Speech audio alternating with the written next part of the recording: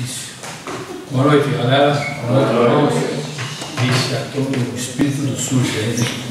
Boa noite, galera. Bom, agradecer a Deus por a oportunidade de nós estarmos aqui. Mais um ano. E meu pai dizia uma coisa interessante.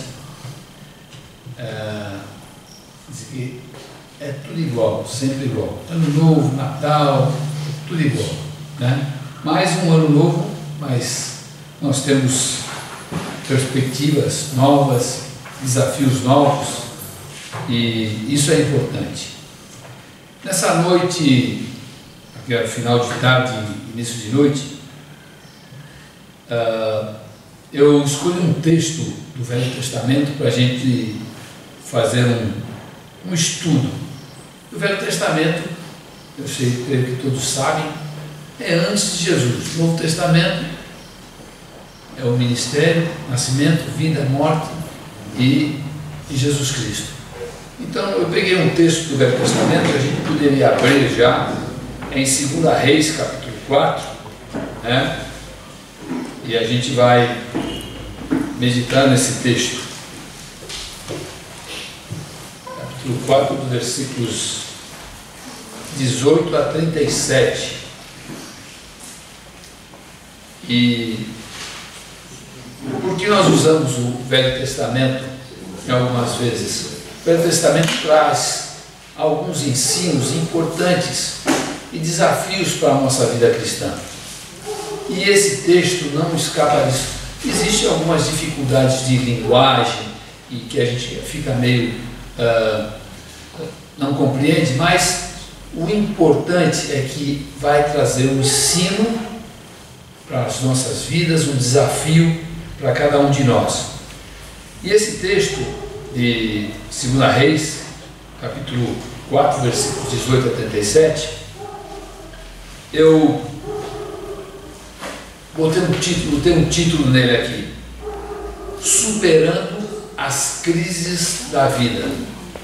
Ou seja, um desafio para esse novo ano que se inicia, esses novos desafios que nós temos. Eu lembrando, no final do ano tem retrospectiva do ano de 2017, todas aquelas informações, e para mim foi um ano de muitas perdas. E eu digo perdas de amigos, perdas de vidas. Eu não sei se por cargas d'água eu conheço muita gente, mas a gente perdeu muitos dos nossos queridos, de amigos, de irmãos. E o que a gente depara com a perda é o inesperado, é uma coisa que você não espera. Pessoas que de um momento para o outro a gente perde, morre. Mas para nós é inesperado, mas para Deus nada é o quê? É surpresa. Ele tem o controle de todas as situações. E esse tema, para meditarmos, ele é interessante, porque para aprendermos com o Senhor, né, o que nós vamos estudar? Superando as crises da vida? Lógico, com Deus, com o ensino da sua palavra, a gente vai poder aprender como agir, como atuar nos momentos difíceis. E aqui no capítulo 4, versículos de 18 a 37, aqui fala de um personagem interessante que é Eliseu. Eliseu é um profeta. E o que era um profeta no Antigo Testamento? Era um homem que anunciava a palavra de Deus, exortava o povo a andar nos caminhos de Deus, né?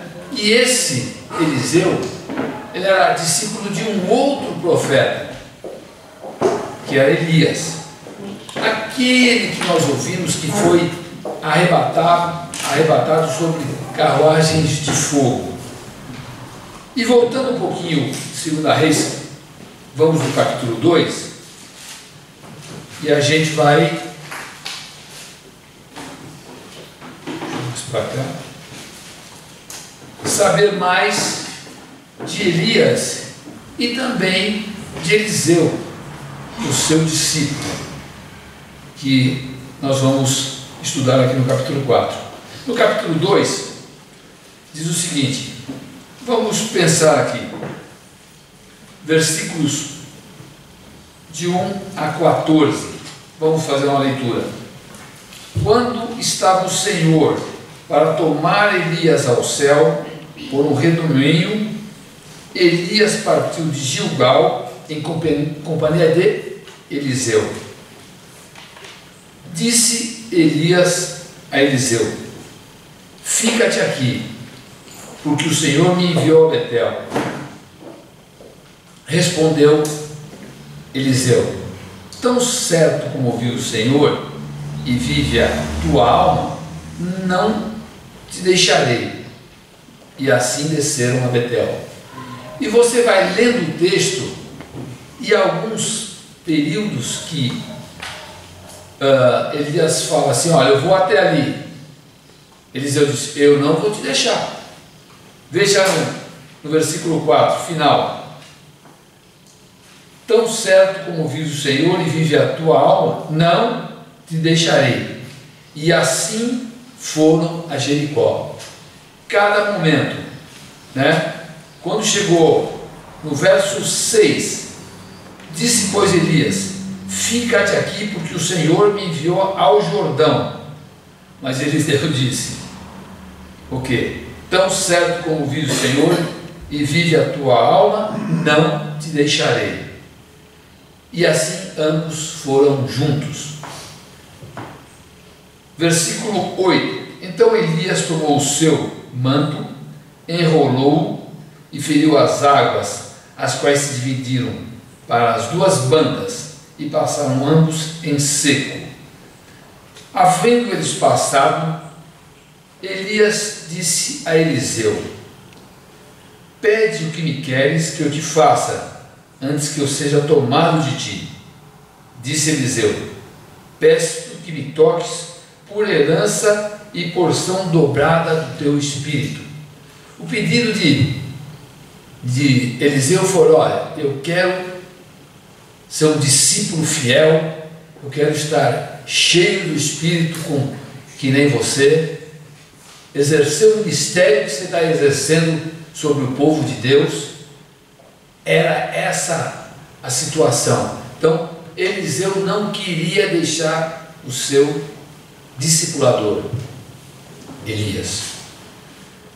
Aí Elias vai falar para ele, tornou-se Elias dizendo: dura coisa pediste, versículo 10, todavia se me vires quando for tomado de ti, e assim te fará, porém se não me vires, não se fará. Então pessoal, quando eu for arrebatado, você tem que estar olhando para mim, você tem que estar me vendo, você tem que ser testemunha.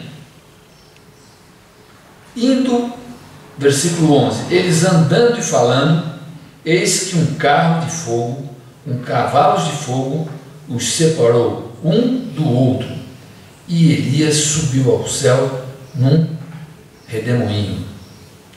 O que vendo Eliseu, discípulo, viu, clamou: meu pai, carros de Israel e seus cavaleiros, e nunca mais o viu, e tomando as suas vestes, rasgou-as em duas partes. Então, quem que era o profeta que nós vamos falar? Era discípulo de Elias, Eliseu. Esse Eliseu, vamos ao capítulo 4 agora. Então Eliseu assumiu realmente o ministério de Elias, ajudando as pessoas naquele contexto do Antigo Testamento, né? Como eu disse, um profeta, o que ele fazia? Anunciava a palavra de Deus, anunciava o juízo, ensinava o povo a andar nos caminhos do Senhor. Essa era a função do profeta, né? E aqui começa a história que nós vamos entender no capítulo 4, versículos de 8 a 17. Eliseu. Certo dia, passou Eliseu, no capítulo 4, versículo 8, de 2 Reis. Certo dia passou Eliseu por Sunem, onde se achava uma mulher rica, a qual o constrangeu a comer pão. Daí todas as vezes que passava por lá, entrava para comer. Então, uma mulher sunamita, vendo Eliseu, convidou ele para comer. Uma mulher assim, bondosa, e o absorveu e disse: olha, tem pão.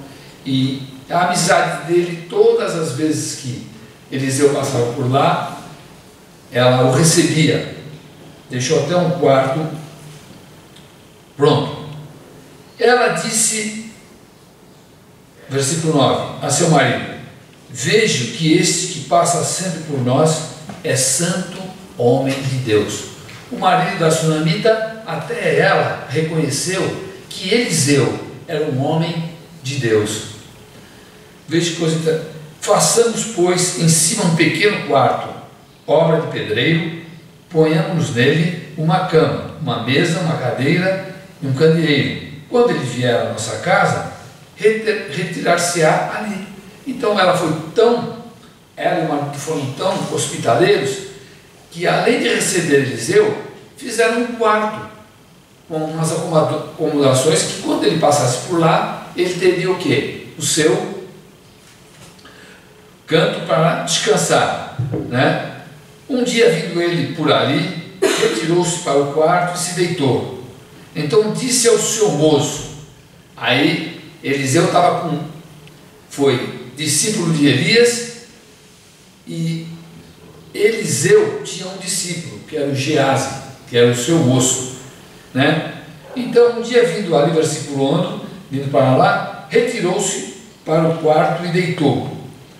Então disse ao seu moço: Geazi, chama a esta sunamita. Chamando-a, e ela se pôs diante do profeta.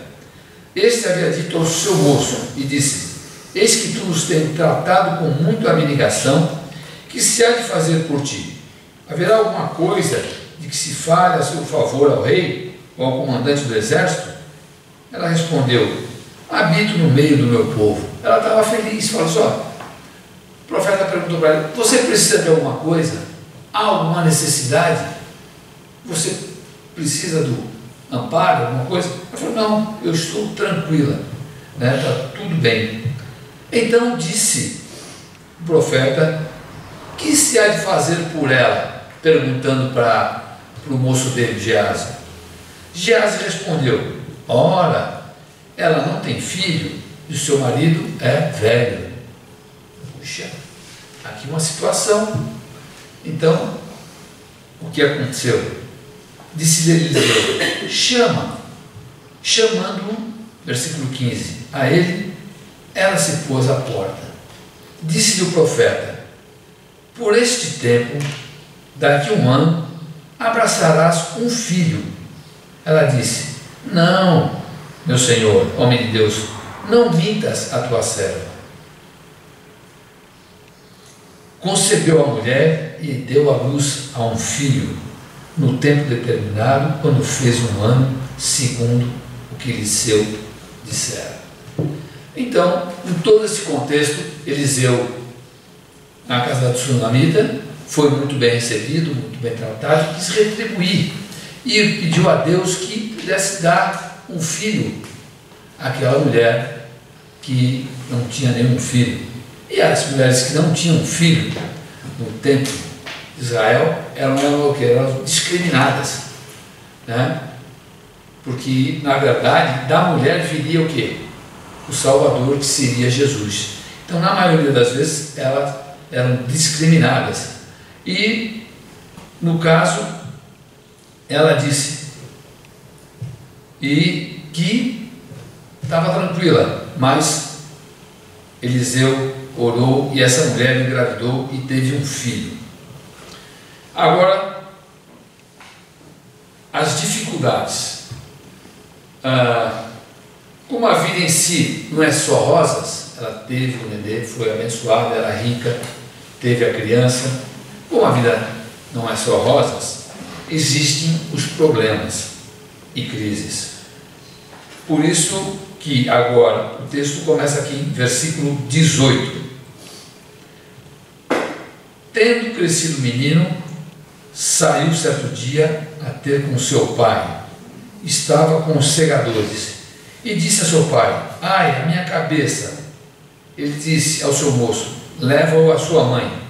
Ele o tomou e levou a sua mãe sobre os joelhos e ficou sentado até o meio-dia e morreu. A mulher foi abençoada,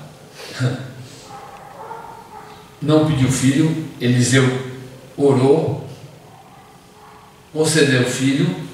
E aí o que acontece? Ela se apegou àquela criança, naquele momento, o que ocorreu? O filho morre. O filho da sunamita falece.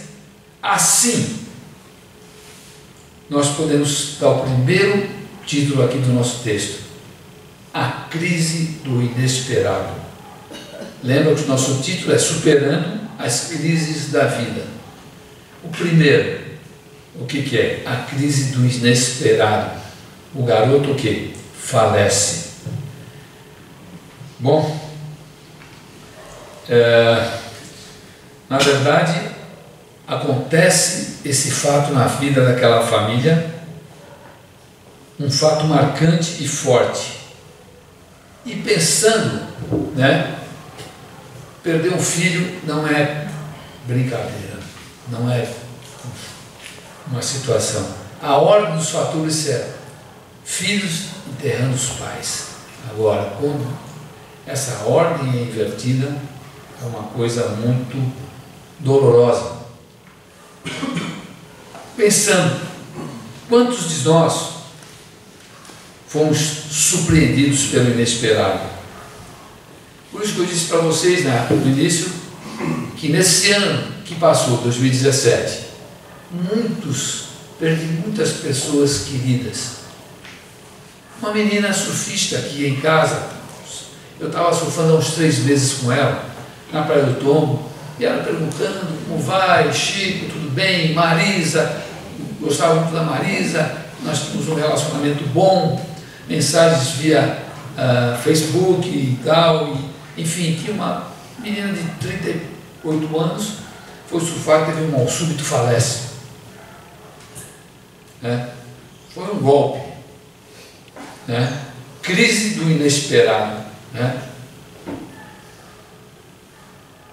Além disso, quem foi comigo foi, alguns conhecem aqui o Daniel Bota, ele é um amigo meu, também surfista, ele é pintor. Puxa, ele falou: puxa, Chico, coisa interessante. Eu não sei o que é perder um ente querido. 3 dias depois, falece a mãe dele. Crise, uma mulher de Deus, uma mulher de oração, veio algumas vezes ela e o pai aqui no culto, né, crente firme. Em ambos os casos, a morte foi uma surpresa. Mas no nosso texto diz lá que o filho da mulher sunamita foi levado para a casa dela. Agora, sem dúvida, o inesperado gera o quê? Crise emocional.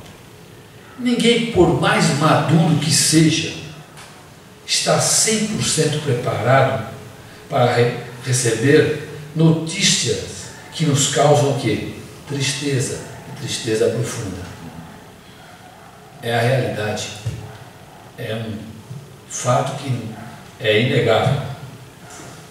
Depois, na leitura subsequente, versículos de 21 a 23, nós vamos ver a crise da fé, né? Filho na casa, faleceu. Subiu ela, pegou o filho, né? Subiu ela, deitou sobre a cama do homem de Deus, fechou a porta e saiu. Clamou, chamou o seu marido e lhe disse: manda-me um dos moços e uma das jumentas para que eu corra ao homem de Deus e volte. Perguntou ele, o marido: por que vais a ele hoje?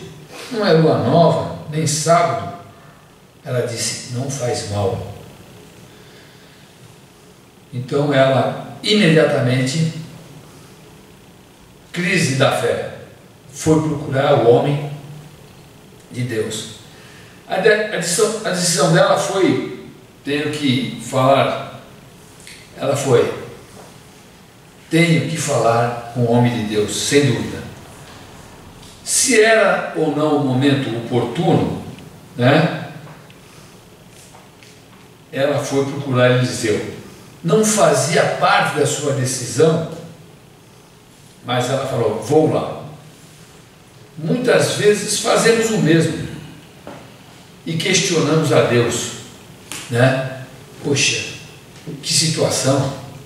E a Bíblia diz que o último inimigo a ser vencido é a morte. Jesus disse que o único inimigo a ser vencido é a morte. Então, na crise da fé, ela foi buscar o quê? O homem de Deus, o profeta. Em síntese, situação. E aí tem versículos de 24 a 27, a crise do conformismo ou do inconformismo. Não sei traduzir isso. Eu fiquei pensando, será que é a crise de ficar conformado ou inconformado com aquela situação? No meu ponto de vista, ela estava inconformada, não é? E versículos de 24 a 27, ela vai dizendo: olha, então ela fez ao guardar o jumenta e disse ao moço: guia, anda, não detenhas o caminhar, senão quando eu te disser. Então ela pegou os acompanhantes e falou: vamos lá, vamos atrás do homem de Deus, não para, né? Partiu ela, pois, e foi ter com o homem de Deus. Vendo-a de longe, o homem de Deus falou lá para o seu moço, Geazi. Disse a Geazi, seu moço: eis aí a sunamita. Corre ao seu encontro e dize-as: vai tudo bem?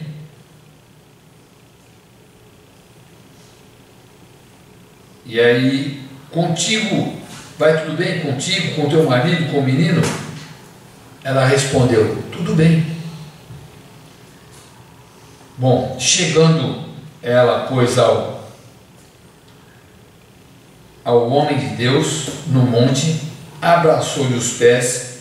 Então se chegou Geazi para arrancá-la, mas o homem de Deus lhe disse: deixa, porque a sua alma está em amargura, e o Senhor me encobriu e não me manifestou. Ela decididamente foi ao profeta. Ela precisava de uma resposta para resolver a sua tristeza, sua amargura, sua frustração e a sua necessidade. Era um conselho amigo. Versículo 26, Geazi pergunta: tudo bem? Ela diz: vai, tudo bem. Com teu menino, com o menino, ela respondeu: tudo bem. Mas tudo bem entre aspas. Não estava. Conselho amigo, importante. Existem hoje lares desmoronando.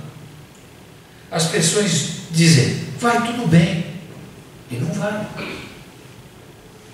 Muitos afundando nas covas o quê? Da amargura. traumas emocionais, catacumbas e armadilhas do pecado e dizem: vai tudo bem.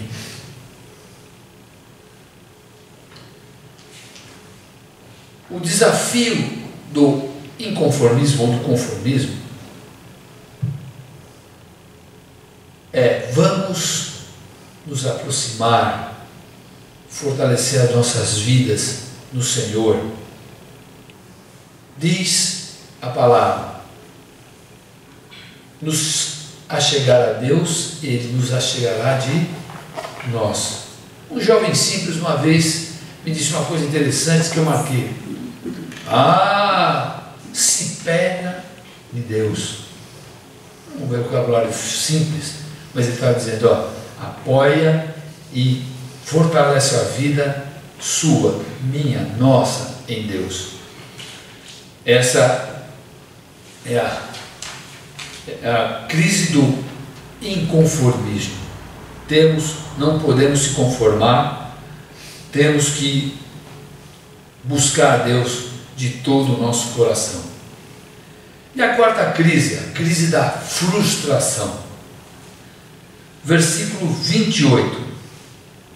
Disse ela: pedi eu ao meu Senhor algum filho?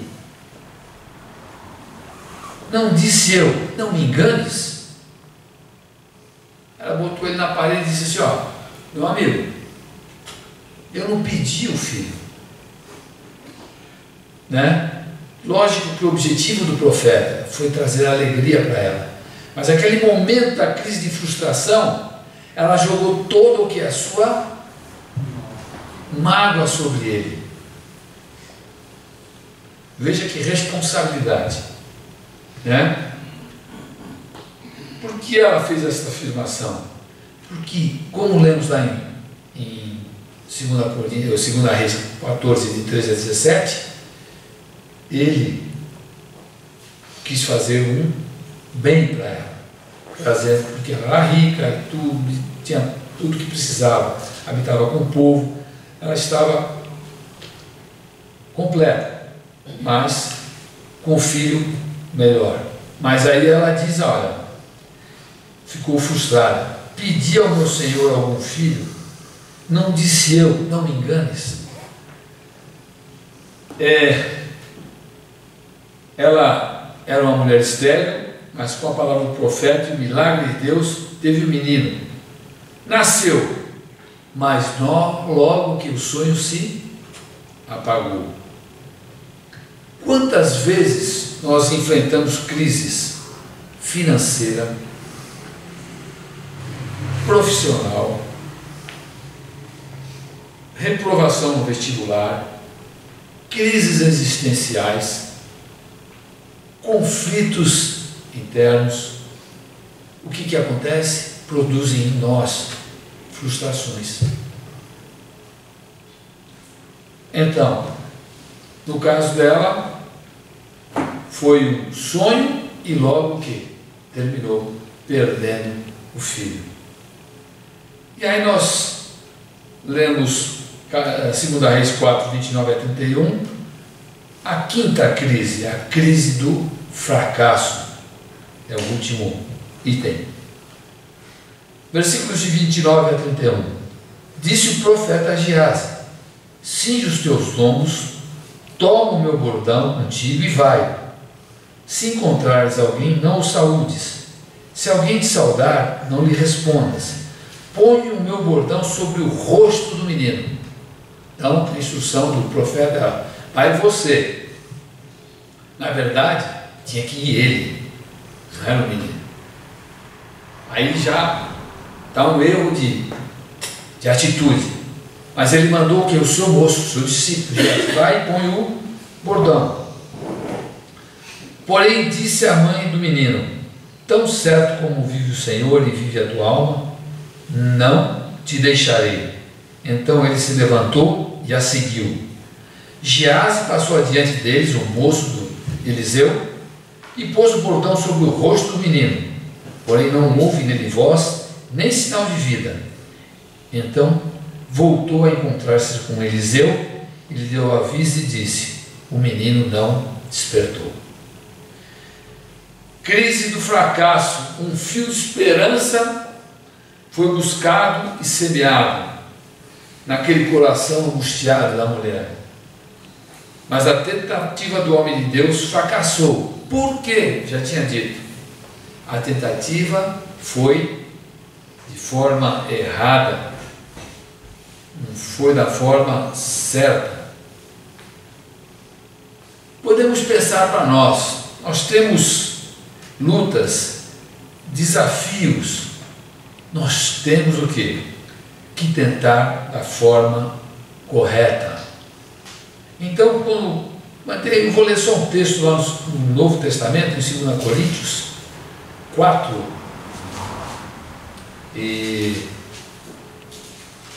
versículos 8 e 9, diz o texto: em tudo somos atribulados, porém não angustiados, perplexos, porém não desanimados, perseguidos, porém não desamparados, abatidos, porém não destruídos. Então, podemos pensar que nós temos lutas, temos desafios, mas não podemos desanimar. Conclusão: somando tudo, qual é o resultado? Tema: superando as crises da vida, crise do inesperado, crise da fé, do inconformismo, da frustração e do fracasso. Parece uma mensagem pessimista e para baixo, mas não. O resultado vai estar aqui em 1 Reis 31 a 33. Conclusão: Geazi voltou. Versículo 32. Tendo o profeta, aí foi o profeta Eliseu, chegado à casa, eis que o menino estava morto sobre a cama. Então entrou, fechou a porta sobre eles ambos, e orou ao Senhor. A primeira coisa, na conclusão, foi que Eliseu viu o menino, e a primeira atitude que ele teve foi o quê? Orou. Orou ao Senhor. Na oração, não falamos de Deus, mas falamos com Deus. É diferente. Quando nós oramos, nós não falamos de Deus, falamos com Deus. E 2 Reis 34 a 37. Subiu à cama, deitou-se sobre o menino, pondo a sua boca sobre a boca dele, os seus olhos sobre os olhos deles, as suas mãos sobre as mãos dele, e se estendeu sobre ele, e a carne do menino aqueceu. Então se levantou e andou no quarto uma vez, de lá para cá. Tornou a subir, estendeu sobre o menino, e este expirou 7 vezes e abriu os olhos. Então chamou a Geazi e disse: chama a sunamita. Ele a chamou, e apresentando-se ela ao profeta, lhe disse: toma o teu filho. Ela entrou, lançou-se aos pés dele, e prostrou-se em terra, e tomou o filho, e saiu. O que nós podemos aprender desse final do texto aqui? Impressionante. Na frieza da morte, estava faltando o calor da vida. Agora sim, Eliseu fez o correto. E para nós, o que fica? O conselho é o mesmo. Como irmãos, como igreja, calor da vida, amizade, afeto, amor uns para com os outros, consideração, paciência, companheirismo em meio às nossas crises. Esse é o desafio, essa é o que nós podemos tirar e aprender desse texto da Palavra de Deus. Em meio às nossas crises, para superá-las, também precisamos do ombro amigo dos irmãos. Esse é o calor da vida, deitando-se sobre a frieza da morte. Então fica um texto meio complicado, leitura muito para cá e para lá, mas o que fica para nós realmente é o conselho que nós temos que ter, o calor da vida cristã entre nós, amizade, afeto, amor uns para com os outros, consideração, paciência e companheirismo, superando as crises da vida. Pode ser uma interrogação e pode ser uma afirmação. Para mim é uma afirmação, porque eu quero ter, meu amigo e irmão, seu ombro para, quando eu precisar, deitar a minha cabeça. Amém? Amém. Deus possa então abençoar esse tempo que a palavra de Deus e nós cada vez mais possamos buscar o Senhor. Vamos orar então. Senhor nosso Deus, obrigado, porque o Senhor traz em sua palavra ensinos importantes para desafiar os nossos corações, confortar os nossos corações e também cuidar das nossas vidas. Obrigado por esta igreja, pelos irmãos que aqui temos. Que as nossas atitudes e o nosso desafio seja um companheirismo intenso, uma igreja com o calor da vida, com a amizade, o afeto, o amor uns para com os outros, a consideração, a paciência, enfim. Obrigado, Deus, e que essas qualidades possam ser pertinentes e presentes em nossas vidas. Pedimos isso agradecidos em nome de Jesus. Amém. Amém.